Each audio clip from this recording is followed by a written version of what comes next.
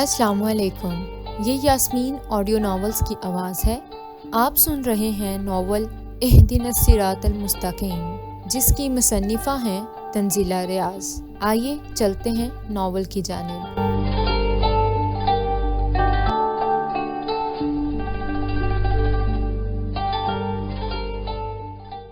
میں اس روز ڈیرے کی طرف گئی تھی۔ زینب نے سسکیوں کے درمیان بالآخر اعتراف کر لیا۔ ساجد نے تڑپ کر اسے دیکھا۔ دل ہی دل میں کہیں وہ پر یقین ہو چلا تھا کہ زینب با کردار ہے، مگر اب اس کا اعتراف دھماکے سے کم نہیں تھا۔ مگر میں ڈیرے پر نہیں گئی تھی ساجی۔ دراصل ڈیرے والی زمین پر آج کل ایک بابا جی نے اپنی جھونپڑی ڈال رکھی ہے۔ وہ پکا والا تعویذ دیتے ہیں جس سے من کی مراد پوری ہو جاتی ہے۔ میں ان کے پاس گئی تھی۔ انہوں نے کہا تھا 11ویں سے پہلے کسی کو اس تعویذ کے بارے میں بتایا تو وہ مراد پوری نہیں ہونے کی۔ میرا رب جانتا ہے میرے دل میں چور نہیں ہے، میں نے کوئی غلط کام نہیں کیا۔ میری ٹوٹی چوڑیاں دیکھ کر تو مجھ پر شک کر رہا ہے نا؟ آج سارے کپڑے دھوئے ہیں، گھاٹ پر کپڑے مل مل کر یہ ساری ٹوٹ گئیں، مگر مجھے ان کے ٹوٹنے کا دکھ نہیں ہے۔ دکھ اس بات کا ہے کہ اس نے پھر رونا شروع کر دیا۔ اس کے آنسو رکنے کا نام نہیں لے رہے تھے۔ ساجد علی کو اس کی بات پر یقین ہو چلا تھا کہ معاملہ غلط فہمی کا تھا۔ زینب اس طرف گئی تھی اور مولوی باقر نے اسے دیکھا بھی تھا،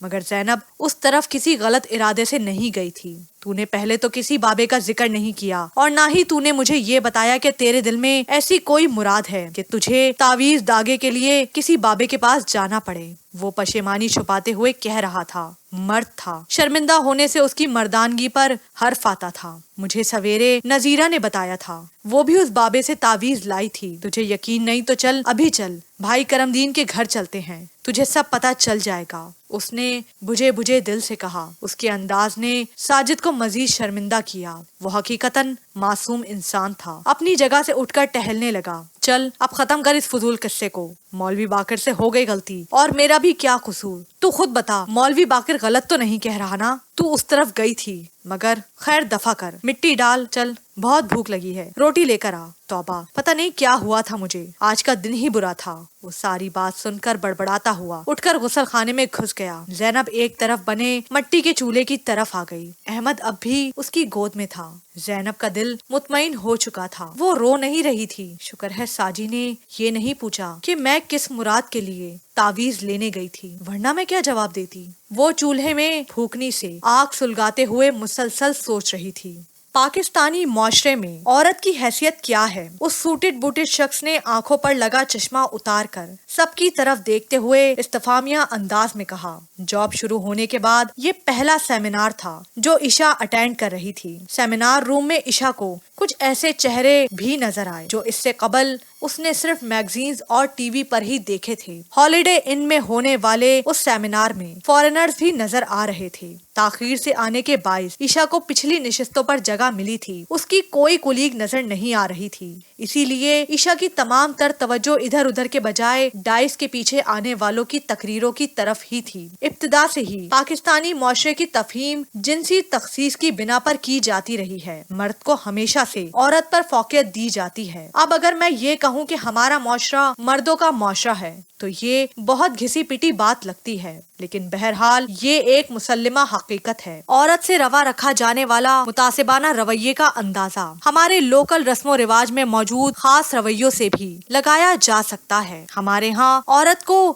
ہمیشہ سے ماں، بہن، بیٹی اور بیوی کے خانے میں رکھ کر دیکھا جاتا ہے۔ مزید برآں اسے 4 دیواری میں قید رکھا جاتا ہے، جس کی وجہ سے اس کی تمام تر صلاحیتیں دب جاتی ہیں۔ عورت کو ایک کمزور مخلوق سمجھ کر اس پر پابندیاں عائد کی جاتی ہیں اور ریاست و خاندان کی طرف سے عورت کو بہت کم توجہ ملتی ہے۔ یہی عدم توجہ آدمی کی so called ideology of honour کے ساتھ مل کر عورت کے اندر ایک احساس کمتری کو جنم دیتا چلا جاتا ہے۔ وہ اپنے آپ کو ایک بیچاری قسم کی مخلوق سمجھتی رہتی ہے، حالانکہ حقیقت یہ ہے کہ عورت کے اندر آدمی کی نسبت کہیں زیادہ پوٹینشل ہوتا ہے، مگر معاشرے کی نام نہاد متعصبانہ سوچ، سونے پر سہاگا کرتا ہوا عورت کا پردہ اور اس کی خود ساختہ سوچ مل جل کر اس کے اندر کی صلاحیت کو ختم کر کے اسے 4 دیواری کے اندر محدود سے محدود کرتے جاتے ہیں، جس کی وجہ سے عورت کے اندر وہ مثبت سوچ پنپ ہی نہیں پاتی جو کسی معاشرے کو صحت مند معاشرہ بناتی ہے، اور یہی سب چیزیں مل جل کر پاکستان کے تمام لوگوں میں صنفی تفریق کا باعث بنتی ہیں۔ وہ سوٹڈ بوٹڈ شخص سانس لینے کے لیے رکا تو ہال میں تالیوں کی آواز گونجنے لگی۔ عشا کے لیے یہ سب باتیں نئی نہیں تھیں۔ نئی بات یہ تھی کہ ایک مرد کے منہ سے اس طرح کی باتیں اس نے پہلی مرتبہ سنی تھیں۔ یار، یہ صنفی تفریق کیا ہوتا ہے؟ عشا کے عقب میں بیٹھے کسی لڑکے نے بہت دھیمی آواز میں کسی سے پوچھا تھا۔ عشا کی توجہ نہ چاہتے ہوئے بھی پیچھے کی مبذول ہو گئی۔ مجھے کیا پتا یہ سیاپا کیا ہوتا ہے، مجھے تو میرا کام کرنے دو، اور پلیز یار تم بھی اپنا کام کرو۔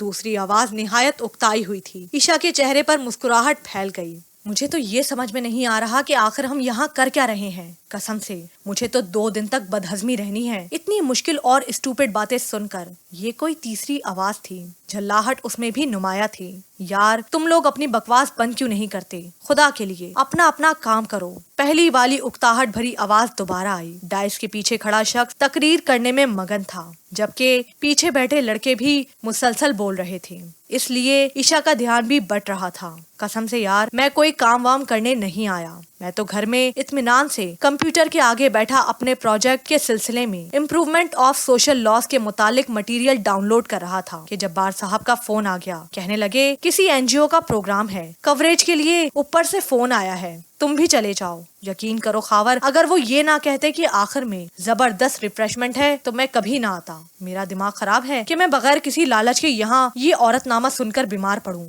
میرے تو کان پک گئے ہیں۔ او بھائی بس کر، دیکھ تجھے اللہ کا واسطہ تیری یہ فضولیات کوئی نہیں سن رہا، چپ کر جا اور ڈائس سے ہٹ جا۔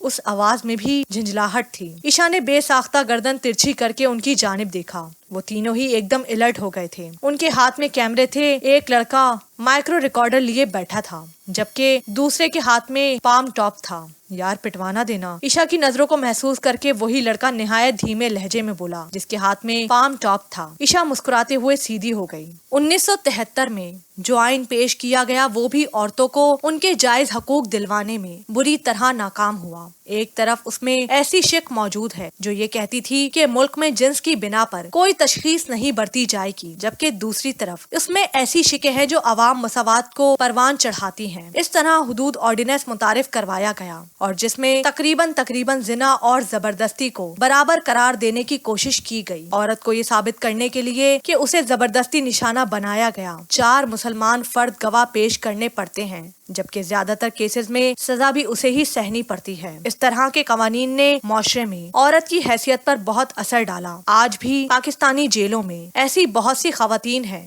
جو نہ کردہ گناہوں کی سزا بھگت رہی ہیں۔ وہ شخص تقریر کے دوران اب پانی پینے کے لیے رکا تھا۔ عشا نے پیچھے بیٹھے لڑکوں کی باتوں کی طرف دھیان لگانے کی کوشش کی، مگر وہاں خاموشی تھی۔ اس نے کن اکھیوں سے ان کی جانب دیکھا۔ وہ تیزی سے نوٹس لینے میں مگن تھے۔ عشا نے اپنی رسٹ واچ کی طرف دیکھا۔ 6:30 کے قریب کا وقت تھا۔ اس کے آفس ٹائمنگ 12 سے 6 بجے تک کے تھے اور پک اینڈ ڈراپ آفس کی طرف سے تھا، مگر آج کانفرنس کی وجہ سے 8:30 تک کا ٹائم دیا گیا تھا۔ اس کا اور عادل کا پروگرام تھا کہ کانفرنس کے بعد وہ اسے ہالیڈے ان سے پک کرے گا، پھر وہاں سے شاپنگ کے لیے جانے کا ارادہ تھا۔ عشا بور ہونے لگی تھی۔ اس کا کہنا تھا کہ صرف باتوں سے کسی کی تقدیر نہیں بدلی جا سکتی، تو اسے اس کانفرنس میں اور اس کے شرکا کی باتوں میں کوئی دلچسپی محسوس نہیں ہو رہی تھی۔ اس کا دل چاہا کہ عادل کو فون کر کے ابھی بلا لے، مگر جانتی تھی کہ عادل آفس سے اس ٹائم نہیں آ سکتا تھا، سو وہ بے دلی سے تقریر میں دلچسپی لینے لگی۔ وہ شخص اب پاکستانی عورت کی ثانوی حیثیت پر بحث کر رہا تھا۔ پاکستان کے جوڈیشل سسٹم میں عورتوں کی شمولیت نہ ہونے کے برابر ہے۔ آپ کو بار کونسل میں صرف 5% فیمیل لائرز، جبکہ سپریم کورٹ اور ہائی کورٹ میں صرف 2% فیمیل سول ججز ملیں گی۔ عشا نے ابھی اتنا ہی سنا تھا کہ اس کے ساتھ والی نشست پر بیٹھے حضرت اٹھ کر پیچھے کی طرف چلے گئے، اور پھر وہ نشست جس شخص نے سنبھالی اسے عشا جانتی تھی۔ وہ اسفند رحیم تھا۔ کیسی ہیں آپ؟ اس نے مسکرا کر بغور اس کی جانب دیکھتے ہوئے پوچھا۔ اس کی آنکھوں میں عجیب مقناطیسیت تھی۔ گرے رنگ کے ڈنر سوٹ میں اس کی شخصیت مزید شاندار لگ رہی تھی۔ اس کے بیٹھتے ہی اٹرنی کی تیز مہک نے عشا کا گھیراؤ کیا تھا۔ فائن، تھینکس، آپ کیسے ہیں؟ اس کی شاندار شخصیت سے مروب ہوتے ہوئے عشا نے سادہ سے لہجے میں جواب دیا۔ مجھے خوشی ہے کہ آپ ہمارے ساتھ کام کر رہی ہیں۔ مجھے آپ کی آنکھوں میں وہ عزم نظر آتا ہے جو میں اپنے ساتھ کام کرنے والی سب خواتین کی آنکھوں میں دیکھنا چاہتا ہوں۔ آپ یقیناً بہت آگے جائیں گی۔ میں ہر ایک کے بارے میں اس قسم کی پیشن گویا نہیں کرتا، مگر جس کے بارے میں بھی کرتا ہوں وہ 100% درست ثابت ہوتے ہیں۔ وہ اپنی کرسی پر ذرا سا ترچھا ہو کر بیٹھتے ہوئے بولا۔ اس کا انداز بے حد دوستانہ تھا۔ عائشہ کو اپنی تعریف سننا ہمیشہ اچھا لگتا تھا، سو وہ چند لمحوں بعد ہی بے تکلفی سے اسفند رحیم سے باتیں کر رہی تھی۔ صحیح مسلم میں حضرت جابر رضی اللہ تعالیٰ عنہ سے روایت ہے کہ رسول اللہ صلی اللہ علیہ وآلہ وسلم نے حجۃ الوداع کے موقع پر اپنے خطبے میں فرمایا کہ اے لوگوں، عورتوں کے بارے میں اللہ سے ڈرتے رہو۔ تم نے اللہ کی امانت سے انہیں لیا ہے اور اللہ کے کلمے سے انہیں اپنے لیے حلال کیا ہے۔ عورتوں پر تمہارا حق یہ ہے کہ وہ تمہارے فرش پر کسی ایسے کو نہ آنے دیں جس سے تم ناراض ہو۔ اگر وہ ایسا کریں تو انہیں مارو، لیکن مار ایسی نہ ہو کہ ظاہر ہو۔ ان کا تم پر یہ حق ہے کہ انہیں اپنی بساط کے مطابق کھلاؤ، پلاؤ، اڑھاؤ۔ آپا جی نے مخصوص دھیمے لہجے میں درس دیتے ہوئے ایک اہم حدیث مبارکہ بیان کی تھی اور آنکھوں ہی آنکھوں میں سامنے بیٹھی عورتوں کو سرزنش کی تھی۔ وہ عورتیں درس کو سننے کے بجائے وقتاً فوقتاً گفتگو میں مصروف ہو جاتی تھیں، جس کی بنا پر درس میں خلل پڑ رہا تھا۔ میری بہنوں، یہ جو حدیث میں نے بیان کی ہے اس کی وضاحت کرنے سے پہلے میں ایک اہم نقطہ واضح کر دینا چاہتی ہوں۔ دین اسلام نے عورتوں کو حقوق کے معاملے میں بہت نوازا ہے۔ مرد کو عورت سے برتر بنایا گیا، جبکہ عورت پھر بھی زیادہ معتبر ہے۔ کیا عورت کے قدموں کے نیچے جنت کا ہونا اس بات کا ثبوت نہیں؟ آپا جی نے استفہامیہ انداز میں کچھ عورتوں کی جانب دیکھا جن کو بات سمجھ میں آ گئی تھی۔ وہ سبحان اللہ کا ورد کرنے لگی تھیں، اور جن کو سمجھ میں نہیں آئی تھی وہ تقلید میں سر ہلانے میں مصروف تھیں۔ چودھری کا بڑا کمرہ مزار عین کے عورتوں سے کھچا کھچ بھرا ہوا تھا۔ چودھرائن کی طرف سے مزارعین کی عورتوں کے لیے سالانہ میلاد کا اہتمام واہ واہ سمیٹنے کے لیے کیا جاتا تھا۔ درس کے بعد مرغ پلاؤ سے تواضع کی جاتی تھی، جس کی خوشبو سب عورتوں کو یہاں کھینچ لاتی تھی۔ اسی مرغ پلاؤ کا کرشمہ تھا کہ عورتیں گود کے بچوں کو گھٹنوں میں دیے جلد از جلد درس ختم ہو جانے کا انتظار کر رہی تھیں۔ جب پیارے نبی کریم صلی اللہ علیہ وآلہ وسلم صحابہ کرام میں آ کر بیٹھتے اور صحابہ کرام ان کے احترام میں اپنی نشستوں سے اٹھ کھڑے ہوتے تو نبی پاک ان کی اس عادت کو ناپسند فرماتے تھے۔ ہمارے پیارے نبی کریم صلی اللہ علیہ وآلہ وسلم حضرت فاطمہ رضی اللہ تعالیٰ عنہ کے لیے اپنی جگہ سے اٹھ کر انہیں تکریم دیتے اور ان کے لیے محبت کا اظہار فرماتے۔ کیا نبی پاک صلی اللہ علیہ وآلہ وسلم کے اس اقدام سے بھی عورت کی وہ عظمت ثابت نہیں ہوتی جو اللہ اور رسول صلی اللہ علیہ وآلہ وسلم نے اسے دی؟ کیا عورت کی حیثیت کو ثابت کرنے کے لیے اس سے بڑی کسی مثال کی ضرورت ہے؟ آپا جی نے رک کر ہونٹوں پر زبان پھیری۔ چودھرائن انہی کی جانب متوجہ تھی۔ اس نے فوراً ملازمہ کو اشارہ کیا۔ ملازمہ جو بہت اہمناک سے آپا جی کا درس سن رہی تھی، چودھرائن کا اشارہ سمجھ کر عقبی صحن کی طرف بھاگی، جہاں ملازم بڑے بڑے ٹب میں روح افزا گھولنے میں مصروف تھے۔ آپا جی نے درس شروع کرنا چاہا تو چودھرائن نے ٹوک دیا، آپا جی سغرا پانی لا رہی ہے، پہلے تسی پانی پی لو۔ آپا جی نے مسکرا کر سر ہلا دیا۔ آپا جی کی خاموشی سے فائدہ اٹھا کر عورتیں فٹافٹ ایک دوسرے کا حال چال پوچھنے لگیں اور ایک دوسرے کی تیاری سے اپنی تیاری کا مقابلہ کرنے لگیں۔ نذیرہ سامنے کی طرف بیٹھی تھی۔ اس نے کونے میں دیوار کے ساتھ لگ کر بیٹھی زینب کو دیکھ کر سر کے اشارے سے سلام کیا اور آنکھ کے اشارے سے احوال بھی دریافت کیا۔ اتنی دیر میں سغرا اسٹیل کی ٹرے میں شیشے کے جگ گلاس رکھ کر لے آئی۔ سرخ مشروب دیکھ کر سب عورتیں دل ہی دل میں مسکرا دیں۔ گزشتہ سال میلاد پر کچی لسی پلائی گئی تھی۔ اے سغرا، تھوڑا سا میرے احمد کو بھی دے دے، پیاس سے برا حال ہے۔ زینب نے دھیمی آواز میں سغرا سے فرمائش کی تھی۔ سغرا کو زینب نے 2 مہینے پہلے ایک سوتی قمیض کاڑ کر دی تھی اور 1 روپیہ بھی نہیں لیا تھا، سو اس قسم کی بے ضرر فرمائش اس کا حق تھی۔ سغرا نے آنکھوں میں زینب کو صبر و برداشت کا مظاہرہ کرنے کی درخواست کی۔ پیاری بہنوں، آدمی پر عورت سے زیادہ ذمہ داریوں کا بوجھ ہے۔ کہ آپ نے کبھی عورت کو ایسی باتوں کے لیے پریشان دیکھا کہ اسے باپ، بھائی، شوہر یا بیٹے کو اپنی جائیداد میں سے حصہ دینا ہے، جبکہ آدمی ایسی باتوں کے لیے پریشان ہوتے دکھائی دیتے ہیں؟ یاد رہے، میں ان لوگوں کی بات کر رہی ہوں جو حقیقتاً اسلامی شعار پر چلتے ہیں۔ قرآن یا حدیث میں بھی عورت کے لیے یہ حکم یا تاکید نظر نہیں آتی کہ وہ مرد کے نان نفقے کی ذمہ دار ہے۔ میری بہنوں، گھر سے باہر نکل کر کمانا بہت مشکل ہے۔ ان مشکلات کے متعلق آپ اس عورت سے پوچھو جو گھر کی ذمہ داری بھی اٹھاتی ہے اور گھر سے باہر نکل کر فکر موش میں بھی مبتلا ہوتی ہے۔ بی بی جان نے آپا جی کا ہاتھ دبا کر انہیں خاموش رہنے کی تاکید کی۔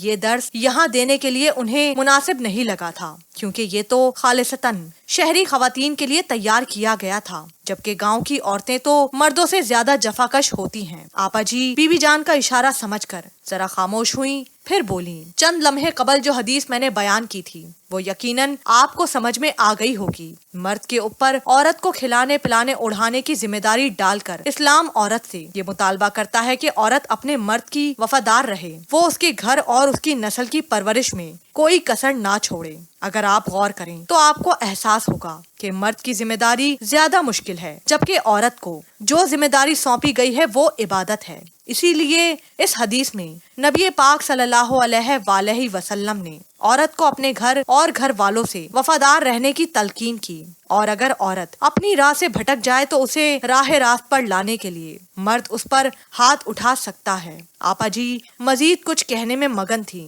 مگر سغرا کا اشارہ پا کر زینب احمد کو گود میں لیے عقبی حصے کی طرف چل دی، جہاں سرخ مشروب اس کا انتظار کر رہا تھا۔ مجھے لگتا ہے میں پھر سے زندہ ہو گئی ہوں، عشا نہ جانے فون پر کس سے کہہ رہی تھی۔ عادل ٹی وی لاؤنج کے درمیان میں پڑے صوفے پر بیٹھا ٹی وی دیکھنے میں مگن تھا۔ صوفے پر ہی پڑے کرسٹل باؤل میں تازہ جامن پڑے تھے۔ جامن عادل کا پسندیدہ پھل تھا۔ اب بھی وہ بہت رغبت سے ایک کے بعد ایک جامن کھاتا چلا جا رہا تھا، مگر اس کا دھیان عشا کی طرف ہی تھا۔ ویکینڈ کی وجہ سے وہ جلدی آ گیا تھا اور اب انتظار کر رہا تھا کہ عشا فون سے فارغ ہو تو وہ شاپنگ کے لیے جا سکے۔ عشا کو پہلی تنخواہ ملی تھی اور وہ اس رقم کو جلد از جلد خرچ کرنے کے لیے بے چین تھی۔ یار ابھی تو پہلی پے ملی ہے، مطلب صرف 1 ماہ ہوا ہے مجھے فلاح کے لیے کام کرتے ہوئے، مگر میں بہت انجوائے کر رہی ہوں۔ یہ این جی او کثیر المقاصد ایجنڈے کے تحت کام کر رہی ہے۔ خواتین اور ان کے بنیادی حقوق کی جدوجہد ہمارا اولین مقصد ہے۔ ہم فنڈ ریزنگ اور جلسے جلوسوں میں ٹائم برباد نہیں کرتے، بلکہ لوگوں کے لیے بالعموم اور خواتین کے لیے بالخصوص کام کرنا فلاح کے منشور کا حصہ ہے۔ ہمارے چیئرمین اسفند رحیم بہت اچھے انسان ہیں۔ وہ بات کرتے ہوئے ہنسی تھی، جیسے دوسری طرف سے فون پر کسی نے لطیفہ سنایا ہو۔ عادل صوفے پر اس کی ٹو لینے کے لیے نہیں بیٹھا تھا، مگر نہ جانے کیسے اسفند رحیم کے ذکر پر اس کی ساری حسیات عشا کی طرف مبذول ہو گئی تھی۔ عشا کی باتوں میں اس شخص کا تذکرہ دن بدن بڑھنے لگا تھا۔ اس شخص کے دل میں انسانیت کا بڑا درد ہے یار، میں اس کے اس جذبے سے بہت متاثر ہوئی ہوں۔ وہ صرف باتیں نہیں کرتا بلکہ کام کرنا بھی جانتا ہے۔ سیمینار میں اس کے ریسرچ پیپر کو بہت پسند کیا گیا۔ تم خود بتاؤ، کیا عورت ڈبے میں بند کر کے رکھی جانے والی چیز ہے؟ کیا اسے اسی لیے پیدا کیا گیا ہے کہ وہ 4 دیواری کی قید میں زندگی گزار دے؟ ہانڈی روٹی بچے شوہر، صرف یہی ہم سب کی زندگیوں کا مقصد نہیں ہے۔ ہمیں اپنی صلاحیتوں کو استعمال کرنا چاہیے۔ اسفند رحیم بس ایسی ہی باتیں کرتا ہے، اس کے پاس کچھ دیر کے لیے بیٹھ جاؤ تو آپ جان جاتے ہیں کہ آپ کیا چیز ہیں۔ مجھے اس شخص نے ایک نظر میں پہچان لیا تھا۔ کہنے لگا، آپ بہت آگے جائیں گی مسز عادل۔ وہ اپنی تعریف میں بلا تکان بول سکتی تھی اور بول رہی تھی۔ وہ کرسٹل باؤل جس میں جامن بھرے پڑے تھے پہلے جس تیزی سے خالی ہو رہا تھا، یکدم اس کی رفتار میں کمی آ گئی اور ٹی وی کا والیوم بھی اونچا ہو گیا۔ بے ہنگم سا میوزک لاؤنج میں گونجنے لگا تھا۔ عشا نے مڑ کر ٹی وی کی سمت دیکھا، پھر اشارے سے عادل کو والیوم کم کرنے کے لیے کہا، لیکن اس نے گویا اس کا اشارہ دیکھا ہی نہیں۔ بہرحال اس کا دھیان عشا کی طرف ہی تھا۔ اس معاشرے میں جو مخلوق سب سے زیادہ تباہی کا شکار ہے اس کا نام عورت ہے، اور یہ تو تم جانتی ہو کہ مرد سے بڑا استحصال کرنے والا کوئی نہیں۔ یہ مرد بہت چیپ اور خودغرض چیز ہوتے ہیں یار۔ ان کی زندگیوں کا ایک مقصد ہے کہ کسی نہ کسی طرح سے عورت کو دبا کر رکھا جائے تاکہ اس کی قدرتی صلاحیتیں بتدریج ختم ہو کر رہ جائیں، اور اس کوشش میں حکومت برابر کی شریک ہے۔ ظاہر ہے مردوں کی حکومت ہے یار، معاشرہ مردوں کا ہے۔ وہ اس قدر تلخ لہجے میں بات کر رہی تھی کہ عادل حیران و پریشان ہو کر اس کی شکل تکنے لگا۔ اس کا یہ روپ عادل کے لیے بہت انوکھا تھا۔ اسے جاب کرتے 1 مہینہ ہوا تھا اور اس 1 ماہ نے اس کی شخصیت میں بہت تبدیلیاں پیدا کر دی تھیں۔ وہ کچھ لمحے اس کی جانب دیکھتا رہا، پھر سر جھٹک کر اس خیال سے پیچھا چھڑانے لگا۔ آزادی نسواں اور حقوق نسواں کے متعلق اس کے یہ خیالات عادل کے لیے نئے نہیں تھے، مگر اس کا لہجہ و انداز یقیناً نیا تھا۔ یار جلدی کرو، کیا بوریت پھیلا رکھی ہے؟ वो उकता कर उसे टोक बैठा। ईशा ने उसे घूर कर देखा, फिर होठों पर उंगली रखकर उसे खामोश रहने की ताकीद की। आदिल मुंह फुलाकर दोबारा टीवी देखने लगा। ईशा ने शायद उसकी खफगी को महसूस कर लिया था। तभी 5 मिनट बाद फोन बंद करके वो उसके करीब सोफे पर आ बैठी और फल वाला बाउल सोफे से उठाकर गोद में रख लिया। आपको सलाम कह रही थी, एक जामुन मुंह में रखते हुए उसने गोया इत्तला दी थी। वसलाम, आदिल ने संजीदा लहजे में जवाब दिया। उसकी पूरी तवज्जो टीवी की जानिब थी।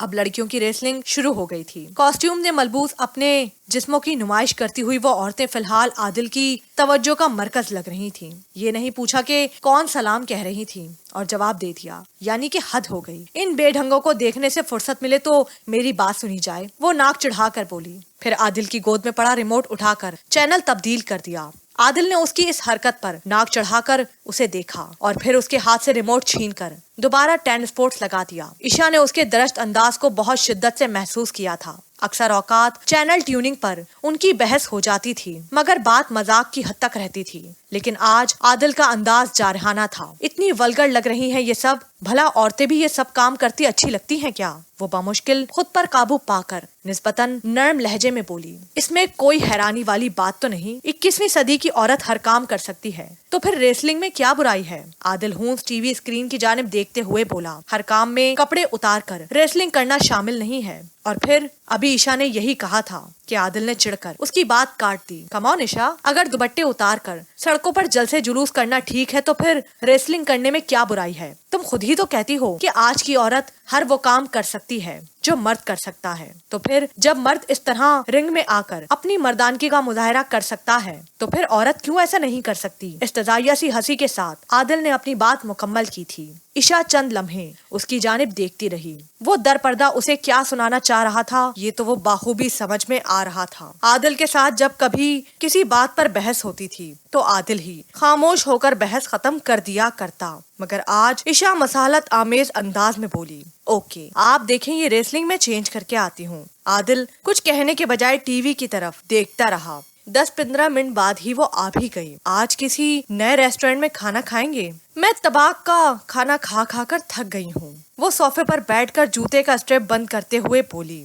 इस पोजीशन में बैठने से उसका बारीक दुपट्टा झोली में आ गिरा था। आदिल जो अपनी जगह से उठ रहा था यकदम मुकम्मल तवज्जो से उसकी जानिब देखने लगा। पिंक कलर के लॉन के सूट में खिली खिली सी ईशा बिलाशुबा बहुत अच्छी लग रही थी, मगर आदिल की तवज्जो उसके बाजुओं की तरफ थी। क्वार्टर स्लीव शर्ट में उसके वदियाना बाजू चांदनी की तरह चमक रहे थे। उसका सूट बहुत स्टाइलिश अंदाज में सिला हुआ था। फिटिंग वाली शर्ट में उसका वजूद बहुत अच्छा लग रहा था, मगर ये हुलिया बाहर जाने के लिए कतन नामुनासिब था। स्लीव्स कुछ ज्यादा ही शॉर्ट नहीं हो गईं? अपनी जीन्स की जेब में हाथ फंसाते हुए वो उसका भरपूर तनकीदी जायजा लेते हुए बोला, आजकल शॉर्ट स्लीव्स का ही फितो फैशन है, अच्छी लग रही है ना? ईशा मुस्कुराते हुए बोली। इसमें तो कोई शुबा नहीं था कि वो अच्छी लग रही थी। हाँ ठीक है, मगर दुपट्टा बदल लो। एक तो माशाल्लाह तुम्हारी शर्ट की स्लीव्स इतनी शॉर्ट हैं, और फिर तुमने दुपट्टा भी बारीक लिया है। ऐसा करो किसी डार्क कलर का दुपट्टा ले लो। पब्लिक प्लेसेस पर इस तरह का हुलिया ओढ़ना